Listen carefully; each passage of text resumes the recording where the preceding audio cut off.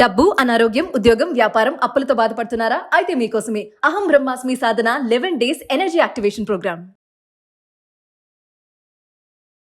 నమస్తే రమ్మగారు. నమస్తే జయ. మనం స్కాంద పురాణం చెప్పుకుంటున్నాం. మొదటి భాగం చెప్పుకున్నాం, రెండో భాగంలో ఉన్నాం.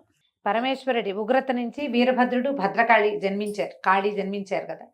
ఆయన క్రోధం నుంచట 100 రకాల జ్వరాలు సన్నిపాతాలు పుట్టినాయట, జబ్బులు అవన్నీ ప్రపంచం మీద పడ్డాయి. జ్వరం పుట్టింది భగవంతుడి కోపం, శివుడి కోపం నుంచి పుట్టింది. అదంతా మొత్తం ఆ జ్వరం అట్లా ప్రపంచం మీదకి వెళ్ళిపోయింది అనమాట. సన్నిపాతాలంటే ఒక రకమైన మూర్ఛలు లాంటివి. సన్నిపాత జ్వరం అంటారు, సన్నిపాత రోగి అంటారు. వాళ్ళ ఒళ్ళు తెలియనితనమో ఏదో ఉంటుంది. అదేలేండి. ఆ సన్నిపాతాలు కూడా వెళ్ళిపోయినాయట. ఈయనకి ఆజ్ఞ ఇచ్చాడు, దక్షాధ్వరాన్ని సర్వనాశనం చేసి రమ్మని. ఇక ఆయన బయలుదేరాడు. సహస్రబాహులు కలిగిన వీరభద్రుడు. ఆయనకి గుర్రాలతో పాటు సింహాలు కూడా లాగుతాయట ఆయన రథాన్ని. అక్కడి నుంచి కవచాలు ధరించినటువంటి సింహాలు, తర్వాత మొసళ్ళు, ఏనుగులు, ఇవన్నీ కూడా ఆయనతో పాటే.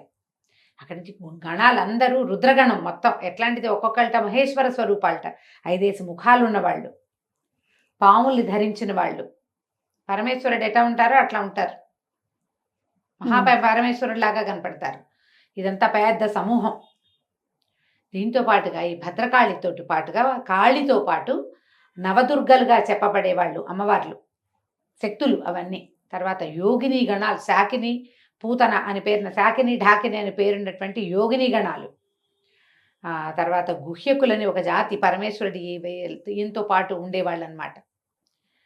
ఇలా ఎన్ని రకాల వాళ్ళు మొత్తం ఆయుధాలు ధరించి దక్షయజ్ఞ సర్వనాశనానికి బయలుదేరారు.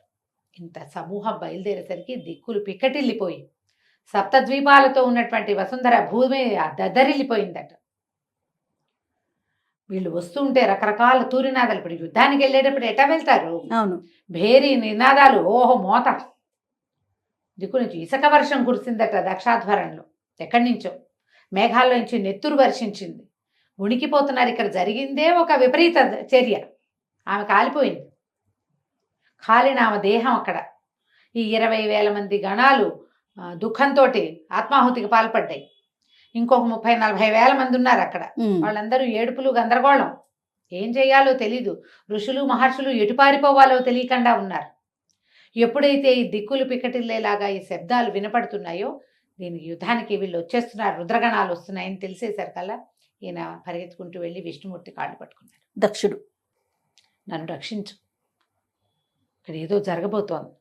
రుద్రుడు ఆగ్రహావేశాలతోటి ఏదో చేయబోతాడు నన్నంటే, ఆయన అన్నాడు, విష్ణుమూర్తి నిన్ను ఎట్లా రక్షించాలి? నువ్వు చేసిందే తప్పు. రుద్రుడు, శివుడు లేని యజ్ఞం ఏమిటి అసలు? నువ్వు అది సంకల్పించావు. ఎవడి కర్మకి వాడే కర్త కదా. నువ్వు చేసిన పని తప్పు. తప్పుకి ఫలితం అనుభవించి తీరవలసిందే. ఎవ్వరినీ కర్మ వదిలిపెట్టదు. నువ్వు చేసిందే తప్పు. నేను నీకే సహాయము చెయ్యలేను. ఇక బతిమలాడాడు ఋషుల్ని, మాల్ని, దేవాదుల్ని, అందరినీ, నన్ను రక్షించండి, నన్ను రక్షించండి అని. ఏం రక్షిస్తారు? ఎవరు రక్షిస్తారు? కాకపోతే ఈ యుద్ధానికి సన్నద్ధంగా ఇన్ని సేనలు, కోట్ల కొద్దీ రుద్రగణాలు వచ్చేసేసరికల్లా దేవతలకు కూడా ఒక రణోద్రేకం కలిగింది. తమ మీదకే కదా యుద్ధము. తాము ఎక్కడికి వచ్చారో అక్కడికి యుద్ధం వస్తోంది. ఏదో చెయ్యాలని వీళ్ళందరూ ఏం చేశారు? ఆయుధ స్వీకారం చేసేసారు. ఆయుధాలు ఎత్తారు. ఎవరి వాహనాన్ని వాళ్ళు పిలుచుకున్నారు. అక్కడేమో పెద్ద మనుషుల్లా కూర్చున్నారు ముందు యజ్ఞానికి. ఎప్పుడైతే యుద్ధము వెనకాల నుంచి మామూలుగా యుద్ధ భైరీలు వినేసరికల్లా వాళ్ళు ఎవరో మన మీద పడుతుంటే మనం చచ్చుకుచ్చుగా ఎందుకు కూర్చుంటాం? మనము లేమో, మనకందరికీ శక్తులు ఉన్నాయి, ఎవరి శక్తి వాడిది కదా. దేవగణాలు కూడా మేమేం తక్కువ? రుద్రగణాలు ఇవి కపాలాలు పట్టి శ్మశానాల్లో తిరిగేవి గణాలు యుద్ధానికి వస్తే మేమందరం దైవగణం కదా, వరాలు ఇవ్వగలిగే వాళ్ళం, మేము తక్కువ కాదు. వీళ్ళంతా లేచారు. ఈ యుద్ధానికి సన్నద్ధం అవుతున్న వాళ్ళని చూసి విష్ణుమూర్తికి నవ్వొచ్చింది, కానీ ఆయన ఏం మాట్లాడలే, నిశ్శబ్దంగా ఉన్నాడు. కానీ దక్షుడు బతిమలాడుతూనే ఉన్నాడు, నన్ను రక్షించు, నన్ను రక్షించను. అక్కడి నుంచి ఈ ఋషుల్లో కొంతమంది భృగు మహర్షి వాళ్ళు ఏం చేశారు, కొంతమంది వీళ్ళని ఉద్రేకపరిచారు, యుద్ధం చేయవలసిందేనని. దాంతో వీళ్ళు వాళ్ళు పోరాటం జరిగింది. వచ్చి ఆయన అందరినీ అణిచేయటం కాదు, వీళ్ళు పడ్డారు వాళ్ళ మీద. ఇద్దరు యుద్ధం చేశారు, ఆ సేన ఈ సేన. కొన్ని గణాలు పోయినాయి, కొంతమంది దేవతలు పారిపోయారు, వీళ్ళు నలిగారు, వాళ్ళు నలిగారు. ఆ ఋషులు మహర్షులు వాళ్ళందరూ భయభ్రాంతులకి గురై, వాళ్ళకేం తెలుసు, వాళ్ళకి ఏమేం తెలియవు, యుద్ధాలు తెలియవు కదా. వాళ్ళు కొంతమంది భయభ్రాంతులై ఏ పక్కకి పారిపోవాలో తెలియక, పైగా ఇంత గణాలు వస్తుంటే పారిపోయినంత మంది పారిపోయారు ముందు. కొంతమంది దిగంతాలకు పారిపోయి ఆ దిగ్దంతుల వెనకాల అవి ఏనుగులు ఉంటాయి కదా, దిక్పాలక వాటి ఏనుగుల వెనకాల నిలబడి చూస్తున్నారు ఏం జరుగుతుందో. పారిపోయి తప్పించుకోగలిగిన వాళ్ళు తప్పించుకున్నారు, వెళ్ళిపోగలిగిన వాళ్ళు వెళ్ళిపోయారు, ఉన్నవాళ్ళు యుద్ధానికి దిగారు. ఎంత యుద్ధమో జరిగింది. సమస్తమైన వాళ్ళని అణిచారు వాళ్ళు, ఏ ఒక్కరిని వదిలిపెట్టలా. పోతున్నారు ఇందులో కూడా, గణాలు కొని పోతున్నాయి, దేవతలు కదా అవతలు ఉన్న వాళ్ళు. జరుగుతూనే ఉంది పోరు. ఇక దక్షుడు బతిమిలాడి బతిమిలాడి బతిమిలాడి విష్ణువుని పోరాటానికి సిద్ధం చేశాడు. సిద్ధపడేసరికల్లా ఆయన బయటకు వచ్చాడు, యజ్ఞశాలలోంచి యుద్ధవేషంలో వచ్చాడు బయటికి. వచ్చేసరికల్లా వీరభద్రుడు ఆగి అడిగాడు, మహాజ్ఞానివి పరమేశ్వర విష్ణువు, నువ్వు శివుడు లేని యజ్ఞానికి ఎందుకు వచ్చావు అసలు? ఇప్పుడు నువ్వు యుద్ధానికి పూనుకుంటున్నావే. పరమేశ్వరుడు నువ్వు మాకు సమానం, అతన్ని ఎట్లా సేవించాలో నిన్ను కూడా అట్లాగే సేవించాలి. ఇప్పుడు నువ్వు యుద్ధానికి వస్తే నేను యుద్ధమే చేయాలి కదా ప్రభు నీతోటి. నిరీశ్వర యాగం సంకల్పించిన దక్షుడు పిలిస్తే నువ్వు రావటమే కాకుండా అతడి కోసం నాతో యుద్ధం చేస్తావా? దాక్షాయణికి ఏం జరిగిందో నువ్వు చూడలేదా? దక్షుడు ఏ రకంగా శివనిందకి పాల్పడ్డాడో నువ్వు వినలేదా?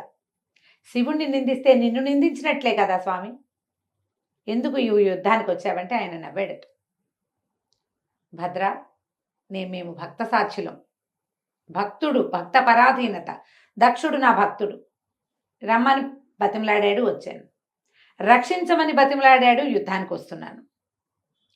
ఇక్కడ శివుడున్నా ఇదే పని చేస్తాడు. యుద్ధమే కదా, చేద్దాం పద, మనిద్దరం యుద్ధం చేద్దాం. ఈ లోపల దేవేంద్రుడు వచ్చాడు. దేవేంద్రుడిని చావుచిత కొట్టి మడత పెట్టేశాడు ఈయన వీరభద్రుడు. దేవేంద్రుడు తప్పుకున్నాడు. విష్ణుమూర్తి వీరభద్రుడు యుద్ధం. ఆ వీరభద్రుడు ఎవరు? వీళ్ళిద్దరూ కలిసిన శక్తిలోంచి పుట్టినవాడు కదా. అయినా సరే యుద్ధమే. కొంత పోరు జరిగింది. విష్ణుమూర్తి చక్రాయుధాన్ని ప్రయోగిస్తే అప్పుడన్నా వెళ్ళినట్టు నవిలేసి లోపలికి వెళ్ళిపోయిందట. వీరభద్రుడు మింగేశాడు చక్రాయుధాన్ని. మింగేశాక ఆయన ఏం చేశాడట, విష్ణుమూర్తి వచ్చి అతని నోటిని నిమిరి, ముఖం మీద నిమిరి చక్రాన్ని బయటికి తీసుకున్నట్టు ఆయన లోపల నుంచి తీసుకుని, ఇంకా ఈ యుద్ధం ఇంకా నేను చెయ్యను, దక్షుడి కోసం చేయగలిగింది చేశా, నేను వెళ్ళిపోతున్నానని తన దారిని తన చక్రాయుధాన్ని తీసుకుని వెళ్ళిపోయాడు. విష్ణువు బయటికి వెళ్ళిపోయాడు ఆయన. ఇక ఇక్కడ ఎవరు మిగిలేరు?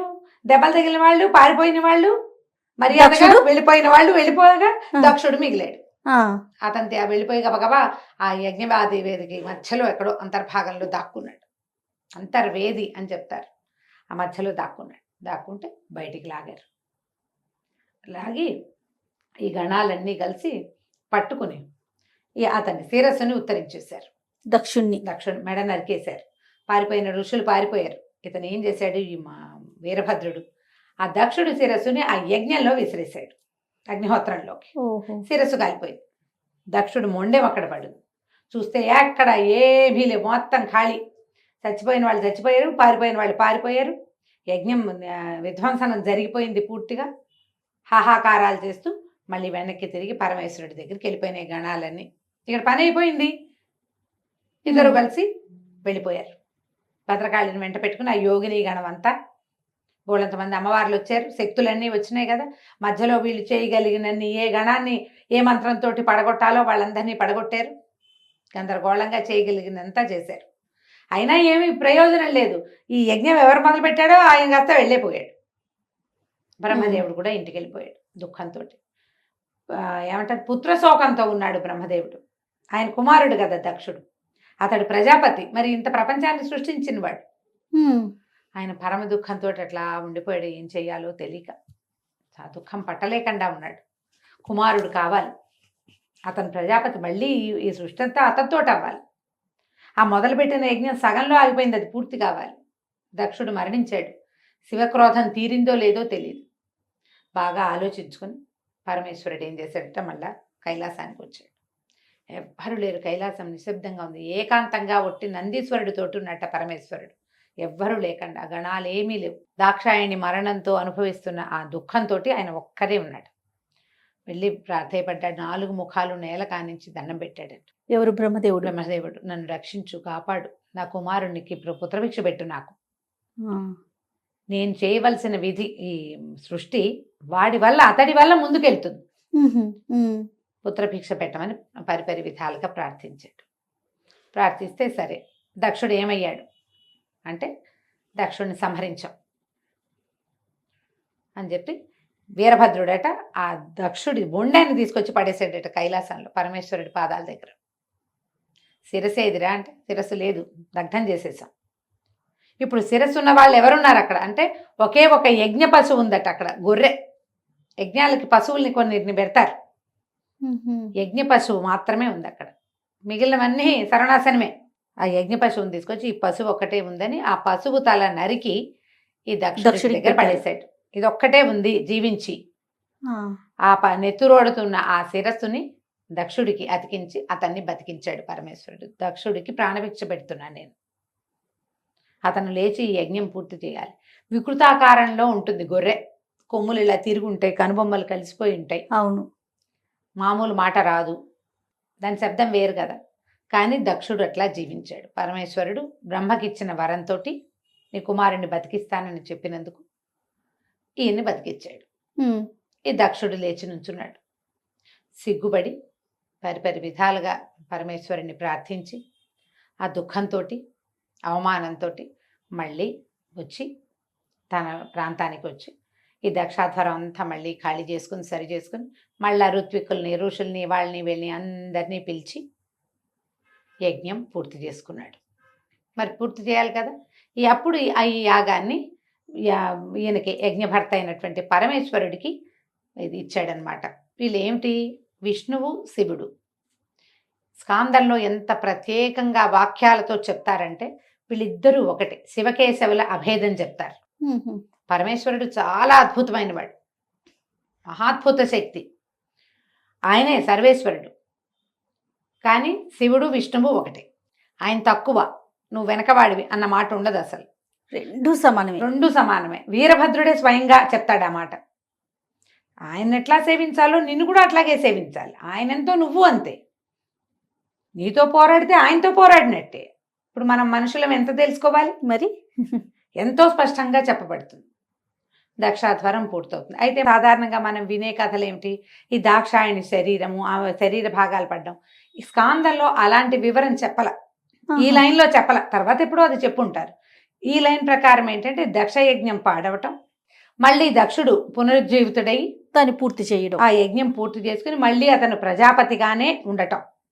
ఈ రకరకాల దేవతా గణాలందరూ కూడా వీరభద్రుడితోటి పోరాడారు. అంటే ఈ పోరాడితే ఎవరితో పోరాడినట్టు, శివుడితోటి పోరాడినట్టే కదా. మేము ఇక్కడికి వచ్చాము, మమ్మల్ని పిలిచారు, మేము వచ్చాము, వీళ్ళు గొడవకు వచ్చారు, మేము కూడా ఫైట్ చేసాము, మేము యుద్ధం చేసాం. అలాగే చేసి రుద్రగణాలతోటి పోరాడి అసూలు బాసిన వాళ్ళు కొంతమంది, పారిపోయిన వాళ్ళు కొంతమంది, చివరికి ఈ రకంగా దక్ష యజ్ఞాన్ని చేశాడు భగవంతుడు. ఎట్లా జరిగింది అంటే ఇప్పుడు ఎంత కథ, ఎన్ని రకాల గాథలు వస్తాయి ఇందులో. వీరభద్రుడి జననం ఇవన్నీ ఉన్నాయి. మళ్ళీ అక్కడి నుంచి పరమేశ్వరుడి క్రోధం నుంచి ఎన్నో జ్వరాలు సన్నిపాతాలు అన్నారు.